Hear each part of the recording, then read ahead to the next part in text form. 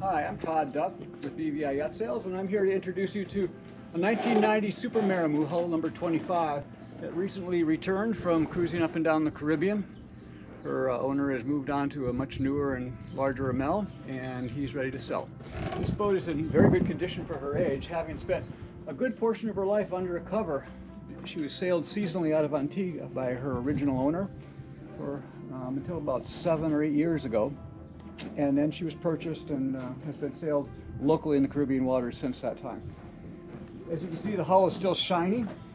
The decks are in very good condition. These were redone in Martinique with a lighter color non-skid than the standard Amel color, so you can actually walk on it with bare feet. Lexan windows in the main cabin were replaced in St. Martin about 8 years ago, and they look in good condition. The chain plates appear very good. She's had regular rigging inspections done by the main rigging company in Martinique, where the Amel service facility is. And this boat has actually been maintained by the Amel service facility since she was new. There's a complete file on her in Martinique dating back to the original owners, bringing her over in 1993 or 4, as I recall. She is showing right now an 88-pound Delta anchor. There's also a brand new 40-kilogram Roca anchor still in bubble wrap in the anchor locker, along with 2 Brittany anchors and a CQR.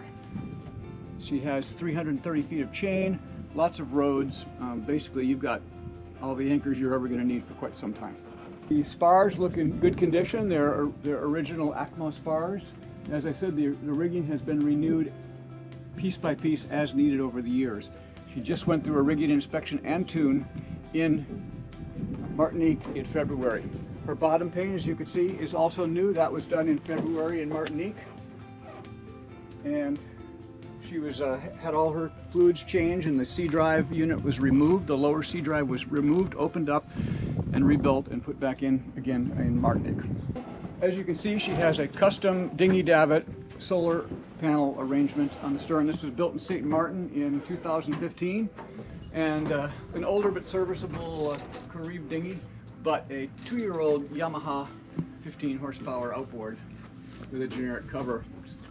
She has 650 watts of solar power, which is hooked up through a MPPT controller to keep the batteries charged for running all your refrigerators and freezers.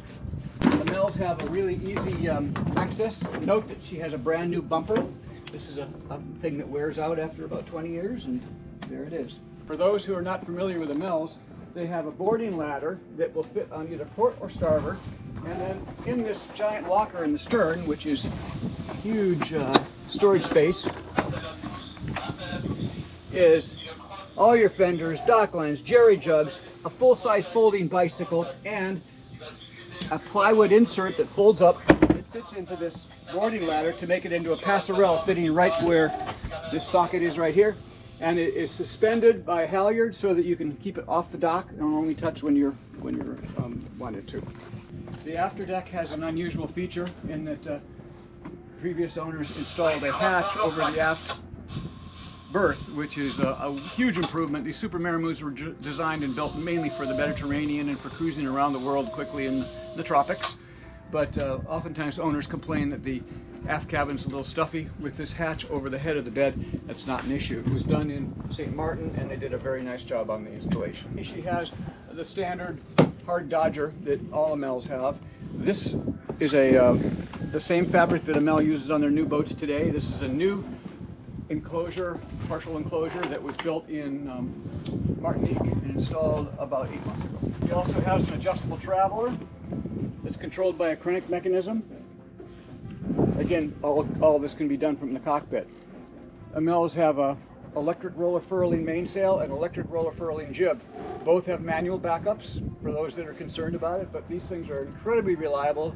They use Bonfiglio gearboxes, which are readily available, and the motor systems are actually from Fiat cars. And periodically you take them apart and clean the brushes and put them back together. They're very simple. Up forward we have a 1200 watt Vetus style windlass, and it has up and down controls that are also can be run from the cockpit, so you don't have to come up on the foredeck to raise your anchor. These are something that a lot of boats don't have is a good foredeck locker. This boat has two. As you can see, if you've looked at any Amel's, these tabs are all still in good condition.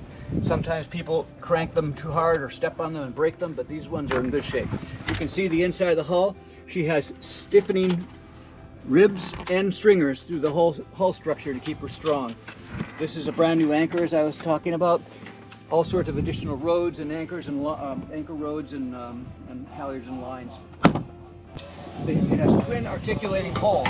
You come back here, you see that there's very short little poles right here.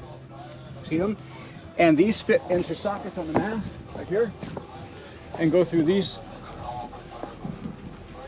little guides, and then the spinnaker poles attached to that with color specific lines that are all in the cockpit locker, and you can articulate them forward and aft.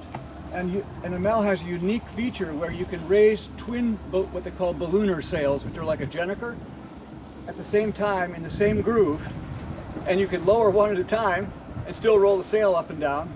Very clever arrangement with a little plastic release mechanism. And then you can do a crossing of an ocean with your twin poles out, completely controlled fore and aft by guys and topping lifts. And you can even reef all the way down to nothing with the poles still out, and then retract them and store them on deck while you come to anchor in your new anchorage in Raiatea. This boat also has two matching Tri-Radial Spinnakers. That one is in our ad showing a picture of her sailing with just the one. She also has one that matches a smaller one for the mizzen mast. She's also got a fully 360-degree articulating mizzen mast mount for wind generator. We didn't list them because we don't know the condition, but the owner says that one of them has been rebuilt and the other one was a spare, and he took them down just because he didn't like the noise. On the side deck here is a deep locker that has the life raft in it and can store other safety gear. This is the furling mechanism for your mizzen. This is your main sheet. All the lines drop into a special bin. Amel's have the most fantastic helm area in that you don't have the mast directly in front of you. You're completely protected from the weather, and you can steer the boat from here and operate the winches from here. And the main sheet traveler, you have to get up to do that, but that's not very far. And of course the autopilot control is here. It has a new B&G chart plotter and a B&G multi-instrument here with a repeater down below, and there's your autopilot. The autopilot has a rebuilt drive unit and a 2 or 3 year old computer brain, I think, as I recall. The controls for the in and out for furling the main and jib are right here. This is your up and down for your anchor. This is your left and right for your retractable bow thruster, and this is the up and down for the bow thruster. All controlled from right here. There's a giant locker, manual bilge pump, tons of space down here, goes all the way down to the bottom of the boat. There is also, unique to this boat in particular, a 27-gallon polyethylene drinking water tank that goes through a special filter. The previous owners didn't feel comfortable drinking out of the fiberglass tank, and so had that installed. This is a line locker. Here's a second line locker. These are the dedicated color-coded spinnaker pole control lines, dual sets of them. Okay, looking down in the engine room now, we have a Volvo D275 that was installed by the Amel facility when they were in Guadalupe in winter 2004 and 5. Around that same time, that same winter, he got talked into a new generator. It's got a Kohler 4.4 kilowatt, 220 volt generator. The seat right here, generator access is right here. All the panels come off, of course. It had new sound insulation added, I think, in 2016. It's very quiet. In fact, you'll forget that it's on. And this engine room is so well insulated, you could be sailing, and if there's any kind of breeze blowing at all, you might forget to turn the engine off. It's that quiet. He's upped the battery capacity on now. The older Amels, they had just batteries right here. They had 6 batteries. He has included 2 additional batteries in here, plus a spare. And then he's got a separate engine generator battery over here. The upper C drive unit was rebuilt in 2016, as I recall. Has a new turbo and a new exhaust elbow, which is a common maintenance item on these Volvos. She has about 1,200 or 1,300 hours on the engine right now, very low hours, and it runs great. If we look down here, you can see the battery compartments. This is the water maker high pressure pump, a new 220 volt charger system. These are your two air conditioning units, which you need more light for, but they are very small. They're only 6,000 BTU, but that's what they put in the original Amels. There's a water box here that has generator, air conditioning, engine intake. All of the seawater intakes are in this giant water box right here that goes through a big filter. And then there's a single through hull in the aft cabin and a single through hull in the forward cabin. So only 3 below the waterline through hulls in an Amel. The exhaust hose was recently replaced as a standard maintenance item in Martinique. In the Amel facility, they look the boat over and they'll tell you, this is what you should do, and you do it. There's a new hot water heater was put in 2016. It's an isotherm. You can run the engine for a little while in the morning and it'll still have warm water for you in the evening when you want to take a shower. In one of the original Super Maramus, the first several years, they put in an all teak cabin sole, which is very pretty, and it's in excellent condition on this boat, as you can see, with no significant wear anywhere. They looked at what is the best product that we can use, and they used that, regardless of cost. So the fabric that they use holds up incredibly well. This is obviously the original varnish, never been redone. The headliners were taken down and put back up again at one point in the past. The early Amels before 1998 had a foam backing that would let go.